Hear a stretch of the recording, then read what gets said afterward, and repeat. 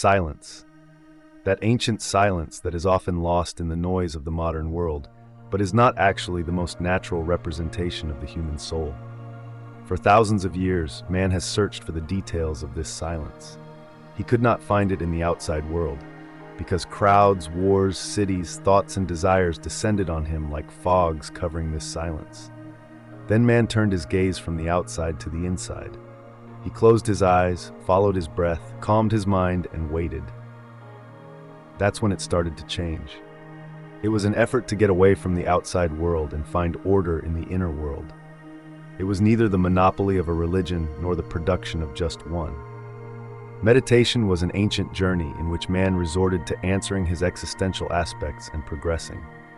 Although meditation literally means deep thinking, mental concentration, its field of application is much wider than that. It is also present in the silent sitting of an Indian sadhu on the banks of the Ganges. It is also present in the silence of a Tibetan monk who resonated with divine mantras. In the moments when a Japanese Zen master walks in bamboo forests, or when a modern person sits in his inner chair and only listens to his breath. Meditation is the essence of form, the essence of silence, the essence of awareness, the essence of self-observation. The history of this silence is as old as human history. Even the Sumerian people, one of the oldest known civilizations, believed that they communicated with the gods by closing their eyes in the morning and evening hours in temples. The mystery schools in Egypt bear the first traces of the work in symbolic planes. In ancient Egypt, the Book of the Dead, Amduat, describes the inner journey of the soul after death and encourages the soul to realize its own self during these journeys and tells about uniting with the light.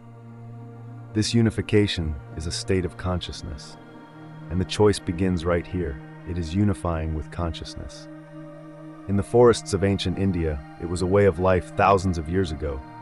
The Vedas, the free texts of the subcontinent, treated change not as a way of communicating with the gods, but as a way of directly experiencing universal truth by quieting the mind. The Upanishads, in particular, advise man to turn to the experience of seeing his essential self, Atman, with the universal reality, Brahman. The phrase, "you are that is Tattvamasi," was central to this understanding. Meditation was here no longer a form of worship, but a direct experience of truth. The mind, man's most loyal friend and his greatest trap. The stream of thoughts is incessant, memories, desires, fears, and plans. In all this hiding, man often forgets himself. Meditation reverses this oblivion. The collapse of thought does not meet with pure finality. This is not temporary, mere thoughtlessness. Thought must be. It is the observation of a thought arising and disappearing, like a cloud appearing in the sky. The Buddha's enlightenment is one of the best-known examples of the power of change. Siddhartha Gautama began to observe his mind with the inner balance called the middle way, leaving all worldly pleasures and asceticism aside. He hid motionlessly under the Bodhi tree for days and watched only as one was. Past memories, fears, desires, all of them appeared and disappeared in his mind. As a result, he realized that no thought belonged to him, that what was called I was actually temporary formations. In the meantime, he became enlightened, and we completed the change as both a spiritual practice and a formula for life. Different types of meditation represent various stops on this inner journey. Vipassana, watching the future. Samatha, calming the mind. Zazen, sitting in Zen. Transcendental meditation, transitioning mind changes with mantras. Mindfulness, the art of staying in the moment. They all offer different tools, but the goal is the same, passing through the distributions of the self. Sometimes through breath, sometimes through sound, sometimes through sight or touch. The mind is like a key. Right distribution, open the inner doors. The effects of meditation are not limited to the individual's inner world. Modern science, especially in the fields of neuroscience and psychology, has revealed developments in the brain.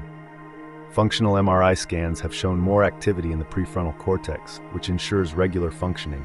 In other words, the areas related to decision-making, attention, and emotional balance. At the same time, it has been observed that the amygdala, the area related to fear and threat perception, has narrowed, and stress responses have decreased. This scientific data shows that meditation transforms the human mind in accordance with ancient teachings. However, What is striking here is that meditation is much more than just a means of calmness and relaxation. Meditation is a practice that accelerates the evolution of consciousness. The brain has a plastic structure. Meditation shapes this plastic. It transforms not only the individual's relationship with himself, but also with others. Compassion increases, patience deepens, and perception expands. The Sema in Sufism can be interpreted as the moving meditation of whirling dervishes. The effort to remain fixed in the center by whirling is like the effort to protect the essential self amidst the turmoil of the mind. Mevlana's words reflect this experience. Whatever you seek, seek it within yourself. This is exactly what meditation teaches. To turn to the inner temple instead of the outer temples. In Kabbalah, meditation is realized by contemplating the names of God through Hitbodedut and Kavana.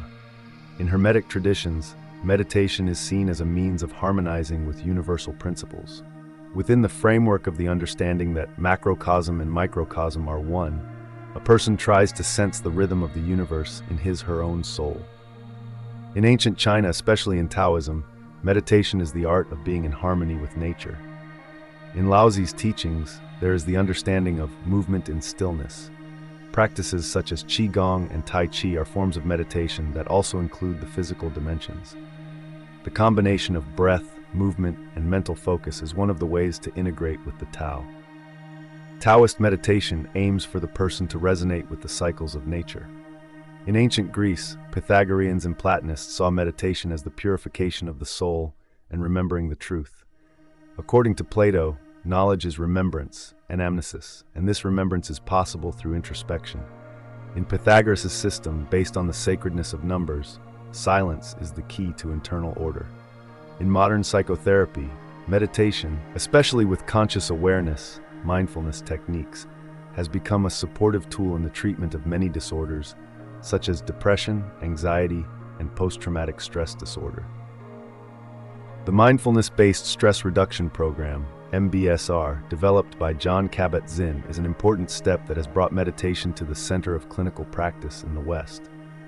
In this approach, meditation has been accepted not only as spiritual, but also as a part of mental hygiene. New studies in the field of neuroscience show that meditation creates regulatory effects on the brain's default mode network, DMN. This network becomes active when the mind is idle and is generally associated with functions such as thinking about the past or future and creating a self-construal. Meditation silences this network and brings the mind to the present. Now is the moment when awareness is born. Meditation also offers interesting results from the perspective of evolutionary psychology. As a stage in the evolution of consciousness, meditation takes the individual to a higher level of perception.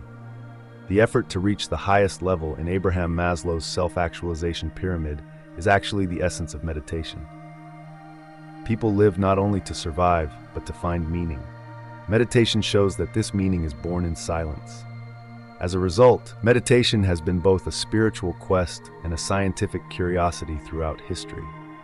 It is a common point for a monk in the mountains of the East, a scientist in the laboratories of the West, or an ordinary person in the city. When the mind turns its attention from the outside to the inside, it always finds the same answer: silence. This silence is where everything begins and everything ends. Meditation is the journey to this place. And as always, we have come to the end of an episode where we open the doors to the unseen world.